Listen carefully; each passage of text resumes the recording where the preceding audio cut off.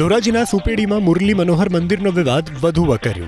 ગ્રામજનોએ પૂજારી પદેથી હટાવેલા મહંત રવિદાસ બાપુને ફરીથી ગાદી પર બેસાડવાની માંગ સાથે મોટી સંખ્યામાં સાધુ સંતો થયા એકઠા. રામાનંદી સાધુ સમાજના સંતોએ મહંતને ફરીથી પૂજારી અને ગાદી પર બેસાડવા માટે સુપેડી ગામમાં એકઠા થયા. મોટી સંખ્યામાં ગ્રામજનો અને મહંતના અનુયાયીઓ પણ મંદિર પરિસરમાં ઉમટી પડ્યા. મોટી સંખ્યામાં સાધુ સંતો એકઠા થયા. કાયદો અને વ્યવસ્થાની સ્થિતિ જળવાઈ રહે તે માટે મંદિર વિસ્તાર પોલીસનો ચુસ્ત બંદોબસ્ત ગોઠવી દેવામાં આવ્યો હતો. જો કે વિવાદ વચ્ચે મહંત રવિદાસ બાપુ મંદિરના ગાદી પર ફરી બેસતા પ્રશાસન તરફથી મહંતને પોલીસ સ્ટેશન લઈ જવામાં આવ્યા હતા. મંદિર વિવાદને લઈ ગ્રામજનો અને સાધુ સંતો વચ્ચે યોજાયેલી બેઠક નિષ્ફળ રહી.